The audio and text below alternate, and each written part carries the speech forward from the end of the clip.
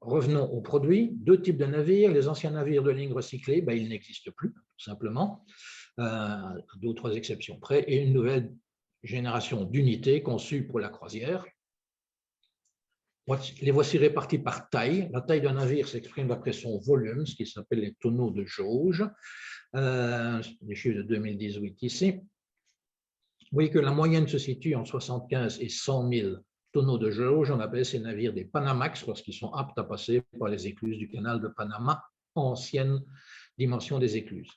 Et puis les autres, 49, 46 et 30, là, par classe de 25, sont des infrapanamax plus petits que la dimension maximale des écluses. Mais depuis ces dernières années, on ne construit pratiquement plus que 80% des grands navires et 90% de la capacité sont sur des overpanamax, donc des navires plus grands que les anciennes écluses du canal de Panama, mais néanmoins plus petits que les nouvelles. Sont, pour une soixantaine d'entre eux, là, vous avez, avec des tonnages qui vont jusqu'à 200 000 tonneaux de jauge brute. Quelques photos simplement, juste pour que vous ayez ça dans l'œil. En voilà un, c'est un français, c'est le Soleal. On est toujours à Venise ici. Vous voyez par rapport au Vaporetto la différence de taille par rapport à tout à l'heure.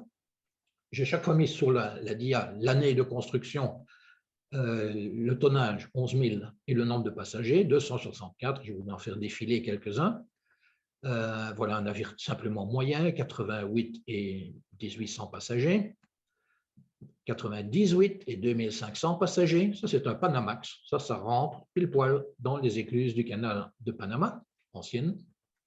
Voilà, le premier Over Panamax, ce n'était pas celui-là, mais c'était son frère, qui s'appelait le Destiny. Ici, c'est le Triumph. Plus de 100 000 tonneaux de jauge brute, et à ce moment-là, on était déjà à 33 000 passagers. Il y a encore plus grand, voilà par exemple des 150 000 de la Royal Caribbean Cruise Line, devant et derrière, comme ça vous voyez à quoi ressemblent un peu ces monstres des mers. Le terme monstre des mers n'est pas de moi. Pourquoi des mers? Parce que cette compagnie a toujours des noms de navires qui finissent en des mers, of the seas. Et donc on appelle ces navires Monsters of the Seas. Les voilà, il y a 4 monstres des mers, 2 construits en Finlande, 2 à Saint-Nazaire, où 2 autres supplémentaires sont encore en cours de construction. C'est parfois 6 monstres des mers. C'est la classe Oasis de la Royal Caribbean. 360 mètres de long, 47 mètres de large. Au point, ils sont tellement larges que, et on voit là à l'arrière, il y a un grand atrium central, découvert à l'arrière et couvert au milieu et à l'avant du navire pour maximiser les cabines. Donc là, toutes les cabines sont extérieures en réalité, puisque les intérieurs regardent sur l'atrium central. Et comme vous voyez, elles sont presque toutes avec des balcons.